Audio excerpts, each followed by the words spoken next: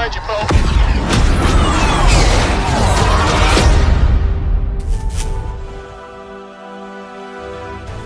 Welcome back to another Battlefront update.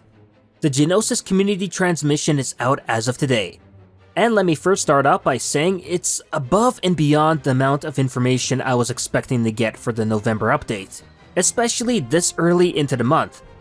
And I think perhaps a lot of that has to do with the pushback DICE got in October for the serious lack of communication regarding Grievous, where we needed to rely more on leaks than official information. But fortunately, it looks like DICE are looking to avoid all of that by actually not withholding so much information so early on in the month. And that's a good sign already for the future updates to come if they can stay consistent in this area. Now with that said, let's dive into the first community transmission for Geonosis and what it's all about.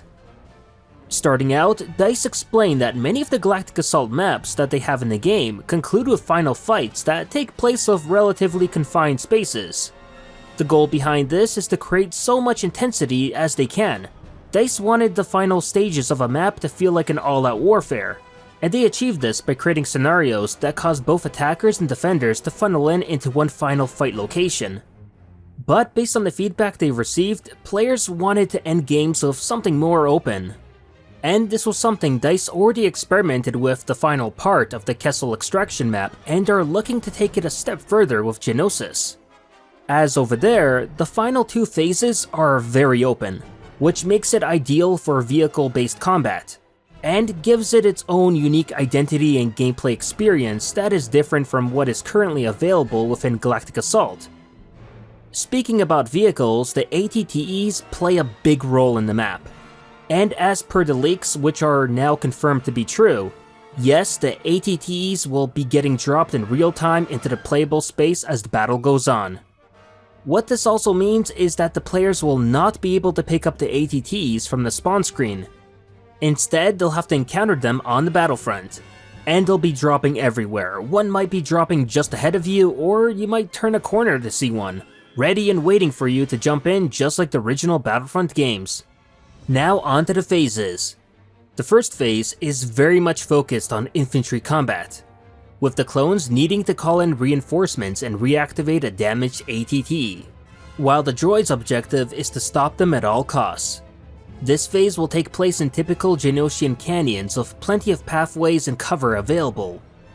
And by the sounds of it, this phase will be the only one that'll feature the least amount of open space. As in phase 2, things start opening up to the point where vehicles start coming into play. The objective during phase 2 is to bring down or defend, depending on your team, 2 hard cell troop transports, aka the Techno-Union ships. These Techno-Union ships are static objects that the clones need to destroy before they run out of tickets. However, they need to be weakened first before any serious damage can be dealt to them. This can be achieved by using the special ability of the ATTEs, which ties into the overarching theme of Geonosis, of the ATTEs being the cornerstone of the battle. The third and final phase is an all-out attack by the clones. Their goal is to recapture some abandoned turbo lasers to take down the droid core ship. During this phase, the droids have to do everything they can to defend the turbo lasers or losing will be imminent. Gameplay-wise, this is a capture point, but with a twist. As mentioned before, since DICE didn't want to create a narrow funnel towards the end of the battle, this capture point is actually around 200 meters wide. But keep in mind, the capture point here can only be captured by the ATTEs themselves. In addition to this, the capture point can't be contested. This creates a scenario where the clones know that they need to escort their ATTEs into the area so that they can capture it. At the same time, the droids can see these slow-moving giants approach from a distance and plan accordingly. The intent here by DICE is to create a feeling of a battle where the game is not won or lost by a single person sneaking in and taking an objective. So yeah, clearly a lot of thought by DICE has gone into making the Galactic Assault version of Geonosis. And considering the long wait for it, that's to be expected. Other changes done to Geonosis that will make it stand out from other maps is how reinforcements work. With the difference in objectives coming into play, DICE had to change up the way reinforcements work. Usually, 1 reinforcement equals 1 trooper. However, for the second and third phases, 1 reinforcement will equal 1 ATT. This means that dying as a clone trooper during these phases won't drain your team tickets, and the exact transition from trooper reinforcements to ATT reinforcements of course happens between phase 1 and 2. But to give all droids a chance to help, DICE will be using missile launchers in a slightly different way, meaning there'll be more of them available, the range will be much more longer than normal, and the lock-on time will be very short. In addition to this, droids won't be marked by the other team while holding the missile launcher. However, they won't make the ATT weakened, instead they'll just deal damage. Another cool feature that is being implemented is the Sandstorm, which will occur during the transition from Phase 2 to 3 when the final Techno-Union ship has been destroyed. While fighting through the Sandstorm, visibility will be heavily reduced, and even though players are fighting in a completely open area, it's all going to feel like close-ranged gameplay. Running through the storm with blaster bolts flying everywhere is a great experience, and definitely something which adds to the unique gameplay experience that Geonosis will offer. DICE have also confirmed the presence of spider droids on the map as well, which will be dealing significant damage to both troops and the ATTs. With that said, it's been unfortunately confirmed that these will not be playable and are only AI vehicles, which is most likely the case with the dwarf spider droids too, since neither were mentioned to be playable vehicles on the latest roadmap. But while it may be a bummer that they aren't playable, it's still good that they'll be present in the battle nonetheless, as that's better than not having them at all. Although it is unfair that the Republic is getting new vehicles and yet the Separatists aren't. I'm not sure why, and I don't think DICE are going to provide an answer for this. But while on the topic of vehicles, based on the work-in-progress image of Geonosis that DICE did provide, it looks like there'll be plenty of them on the map. By counting of what we see in this image alone, there's 8 spider droids, 15 dwarf spider droids, and 7 ATTs in total.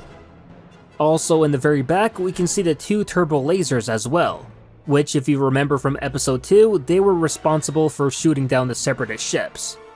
But yeah, it's also very possible that there are actually more vehicles on the map than what we see in this image. And what we do see, it does give us a good idea of how incredibly large this map is going to be. And that stands to good reason, as remember, DICE are making it already with the Conquest game mode in mind, which is coming out next year.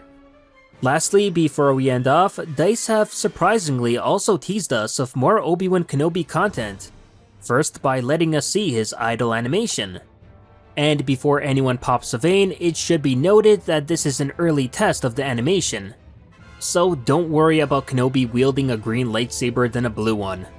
It's already been assured that he will have a blue lightsaber on release day.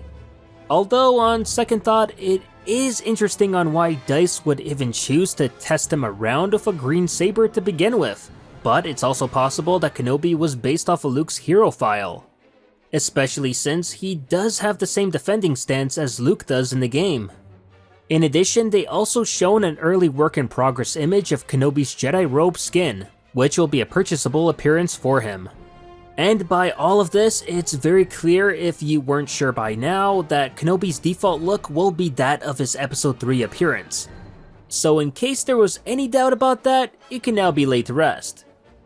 Although I'd personally prefer that DICE market the Battle of Geonosis with Kenobi's Episode 2 appearance instead, as it would only make sense both visually and canon-wise. And yeah, of course Grievous wasn't on Geonosis, so that part definitely isn't canon. But seeing as he did exist during the time of that battle, it technically wouldn't really be completely out of the realm of possibility of him being on Geonosis. Or maybe DICE just haven't finished Kenobi's Episode 2 or Clone Wars appearance yet. That's most likely, the right answer. I wouldn't be surprised if that was the case. But that'll do it for this Battlefront update. As always, if you enjoyed this video, please like it, share it, and subscribe to the channel to not only support it, but keep up with Star Wars news, gaming, and canon lore released every week. And consider following me on Twitter and Facebook to never miss out on the latest Star Wars related content. Thanks for watching, and may the Force be with you.